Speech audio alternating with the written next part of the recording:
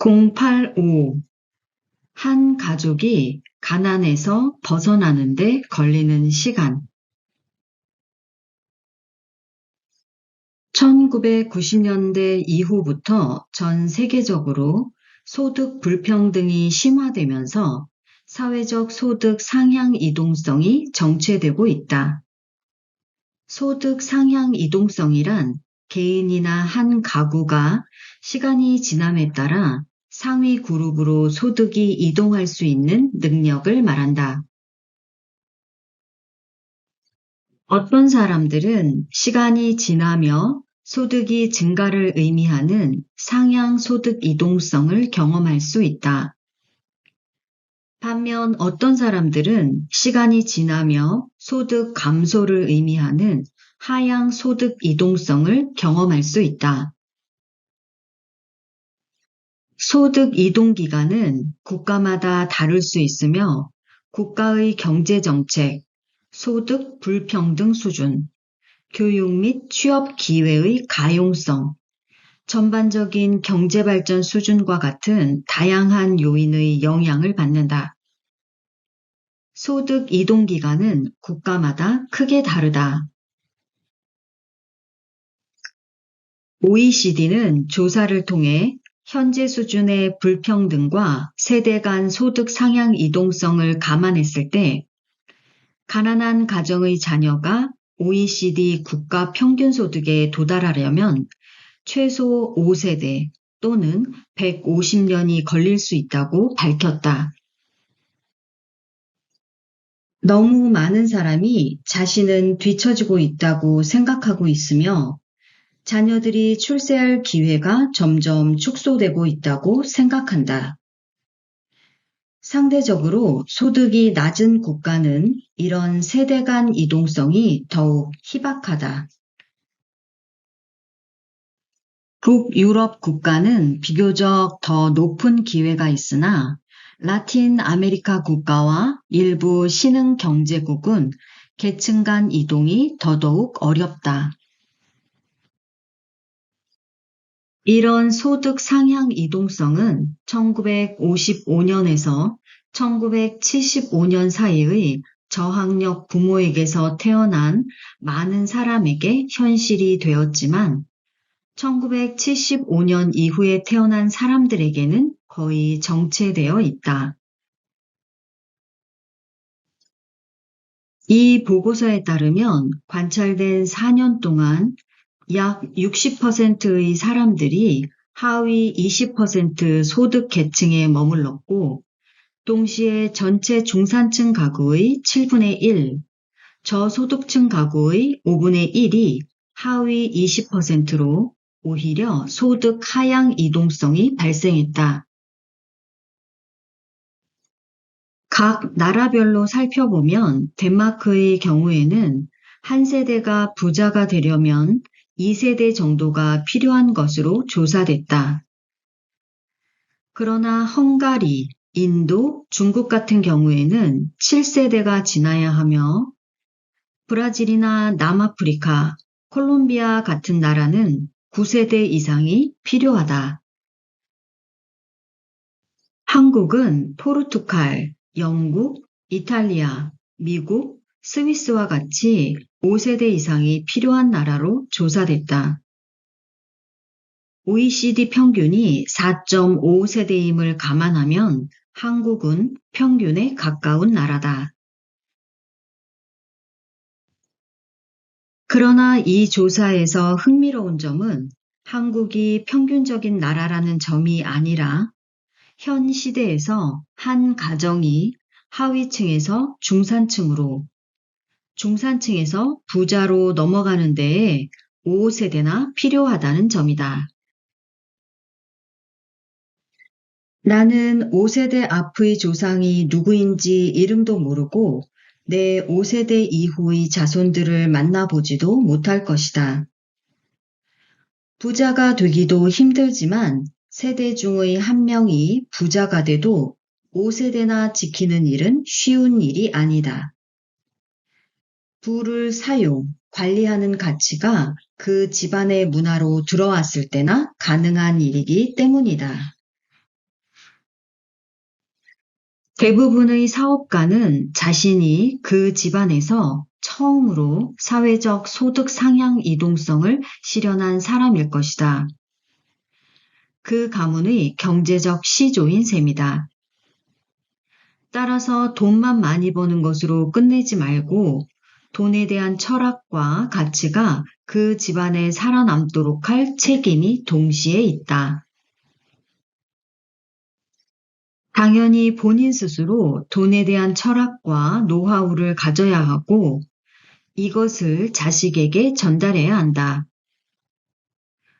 유산은 전달되고 철학이 전달되지 않으면 5세대가 아니라 자식 세대에서 끝나고 말 것이다.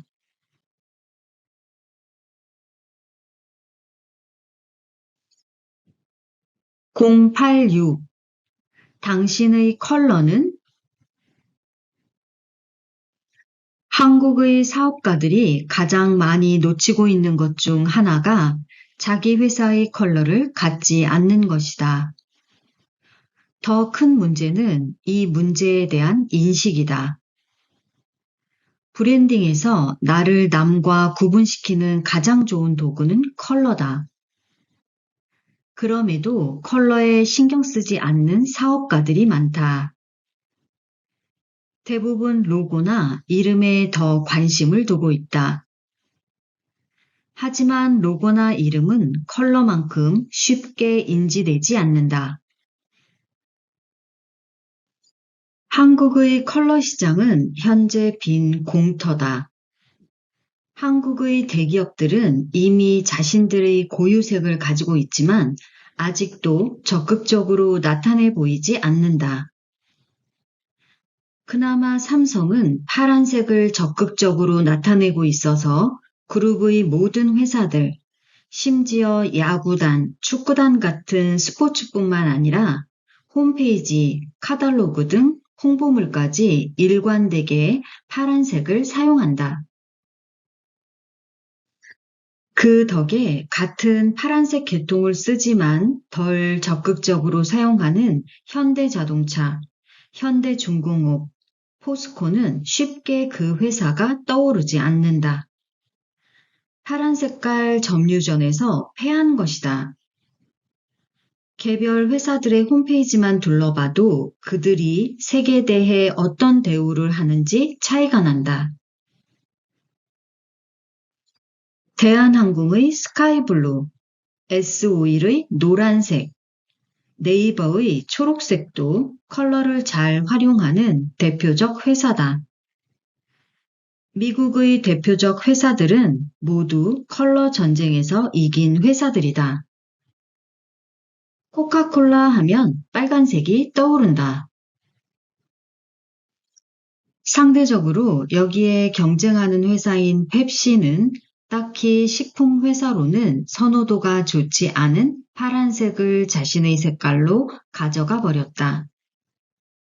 주홍색 하면 에르메스, 민트 하면 티파니, 노란색 하면 맥도날드, 파란색의 페이스북, 핑크색의 핑크, 녹색의 스타벅스, 브라운의 UPS가 생각나면 이미 성공한 것이다.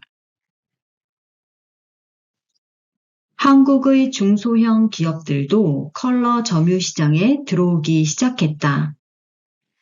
민트색 오토바이를 보면 배민이 생각나고 노란 간판을 보면 백다방이 생각난다. 심지어 미 대학들도 모두 자신만의 컬러를 갖고 있고 이를 적극적으로 사용한다. 그래서 보라색을 보면 뉴욕 대학교가 생각나고 자주색은 하버드, 콜롬비아 대학은 밝은 블루색을 상징색으로 사용한다. 사업을 시작하는 사람은 자기 회사의 컬러를 가장 먼저 정해야 한다. 이 컬러를 팬톤 컬러북에서 코드 넘버로 정확하게 기억하고 모든 회사 디자인 작업에 적용해야 한다.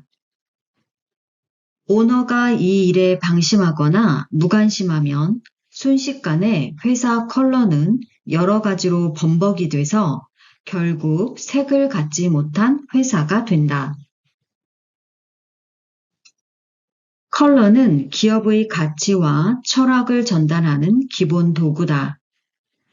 컬러에 비친 이미지를 통해 일관성 있는 모습을 보임으로써 기업 가치와 신용을 만들기 위한 것이다. 컬러는 같은 색이라도 미묘한 차이로 의미가 완전히 다르다. 예를 들어 보라색은 빨강과 파랑이 혼합된 색으로 고고함이나 세련된 이미지를 만들어준다. 때문에 귀부인과 귀족들의 옷에 자주 사용되었다. 그러나 보라색은 그 밝음과 어두움 정도에 따라 완전히 대립되는 감정이 혼재된 색이다. 어두운 보라색은 우울함, 불행, 저주 같은 뜻을 담지만 밝은 보라색은 몸과 마음의 조화를 원할 때 끌리는 색이며 심신이 피로할 때 무의식적으로 찾게 돼 치유의 색이라고도 한다. 일부 병원에는 보라색 병실을 만들기도 한다. 연보라색은 절제, 신중함, 영성을 상징하기도 한다.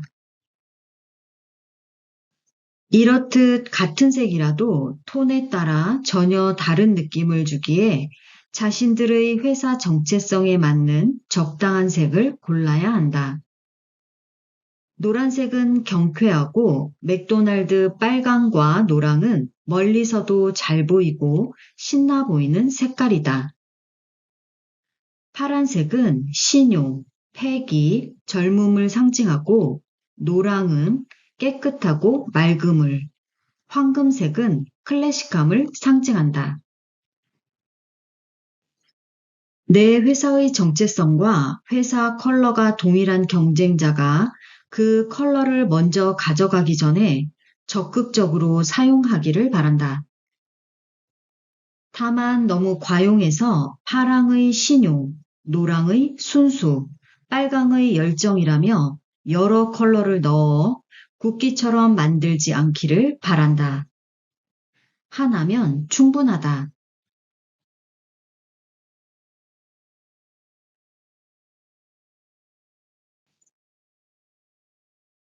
087. 흰색의 위대함.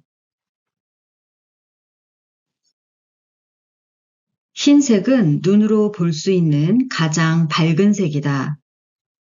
흰색은 빛의 삼원색인 빨강, 파랑, 초록이 합쳐졌을 때 만들어진다. 흰색은 순수함, 천진난만함, 깨끗함과 관련된 색이다. 무색이며 단순함과 중립성을 나타내는 데 자주 사용된다. 백색광은 가시 스펙트럼의 모든 색상으로 구성되며 개방감과 선명도를 만드는 데 자주 사용된다. 디자인에서 흰색은 균형 감각을 만들고 특정 요소의 시선을 끌기 위해 자주 사용된다. 패션에서 흰색은 깨끗하고 산뜻한 느낌을 준다. 순결함과 천진난만함을 상징하기도 한다. 이런 흰색에 도취된 리처드 마이어는 미국의 유명 건축가다. 그는 그의 건축물을 시종 1관 백색으로 건축한 것으로도 유명하다. 심지어 마이어가 LA의 게티 센터 미술관을 설계할 때 건축주는 색깔 있는 박물관을 원했지만 그는 끝까지 흰색을 고집했다. 처음 그곳 박물관에 갔을 때 박물관 안의 작품들보다 건축물에 빠져 외벽을 따라 많은 사진을 찍었던 기억이 있다. 마이어는 흰색은 곧 모든 색이라고 말한다. 흰색은 모든 색이라는 그의 말은 흰색 그릇의 크기를 대신할 색이 없다는 말처럼 들렸다. 그는 흰색의 건물이 시간과 태양광의 컨디션에 따라 다양한 색으로 보인다고 말했다. 우리나라는 아주 오래전부터 이 흰색을 사랑해 백의 민족이라고 불렀다. 삼국지 동의전을 보면 고구려와 부여인들이 흰 옷을 즐겨 입었다는 기록이 있다. 사실 희다라는 말이 중세 한국어로 해를 뜻하는 단어로부터 나온 것으로 알려졌다. 흰색은 우리말로 태양의 밝고 환한 빛을 상징한다. 구석기 시대 사람들은 때때로 배경을 그리기 위해 또는 강조를 위해 흰색을 사용했다. 고대 이집트에서는 우리나라와 비슷하게 흰색을 태양빛과 비슷하다 생각했다. 그리고 18, 19세기에 들어서는 화려함을 선보이는 바로크와 로코코 양식이 유행할 때도 인테리어와 건물 외관에 있어 흰색의 배경을 사용해 화려함을 강조했다. 현대에 와서 흰색은 순수함, 천진난만함, 깨끗함이라는 전통적 이미지와 더불어 조용함, 안락함, 청결이란 이미지도 더욱 강해졌다. 때때로 흰색은 화려하고 경쾌하며 밝고 고상해 보이기도 한다. 이런 흰색이 21세기에 들어서서 모든 곳으로 달려나가고 있다. 고급 비즈니스나 하이엔 최고 품질이나 최고 성능을 갖춘 물건으로 가격보다는 품질을 강조하는 비즈니스를 하려는 사람은 흰색을 이해하고 좋아하고 잘 다뤄야 한다. 흰색과 모던이 만나면 고급이 된다. 현대 미국 주택의 모든 고가 주택은 모던 스타일의 흰색으로만 지은 집들이 대부분이다. 전자제품의 애플과 가전제품의 발뮤다도 흰색을 가장 잘 쓰는 회사 중 하나다. 현재 한국 소형 주택들도 흰색을 배경색으로 만들어 나가고 있다. 같은 집도 모던 스타일의 흰색을 가미하면 고급이 되어버린다. 스노우폭스는 보라색을 쓰는 것으로 알려졌지만 실제로는 흰색을 배경으로 사용하고 있다. 스노우폭스 플라워는 모든 화분이 흰색 모던이다. 사업 초기에는 이런 화분을 구하기 어려웠지만 지금은 스노우폭스 플라워를 모방하는 매장이 전국에 수없이 늘면서 양재동의 모든 화분 도매상이 흰색의 모던 화분을 공급하고 있다. 그 이유는 상품을 돋보이게 만들고 고급스럽게 하기 때문이다. 꽃 담은 화분에 꽃을 그려넣던 시절은 지나간 것이다. 화분의 제일 큰 가치는 꽃을 아름답게 하려는 것인데 화분이 꽃보다 아름답게 분칠하려 한 형국이다. 마치 친구 결혼식에 신부보다 더 아름다운 드레스를 입고 나타난 꼴이었다. 앞으로 흰색은 점점 더 번져가고 산업의 여러 곳에서 다른 색들을 다스리며 점령해 나갈 것으로 보인다. 흰색은 오랜 기간 가장 인기 있는 색이었으며 다양한 맥락에서 계속 사용될 가능성이 높다. 다양한 효과를 연출하는데 사용할 수 있는 다재다능한 색상이며 모던 디자인 제품과는 결코 떨어질 수 없는 색깔이다. 지속적으로 디자이너와 패션 전문가에게 인기 있는 색상으로 남을 가능성이 높다. 이 분위기는 앞으로 10년이 지나도 변하지 않을 것으로 보인다. 이미 인류 문명사 시작부터 흰색은 배경처럼 지내왔으나 이제 직접 주인공으로 경기장에 들어온 것이다.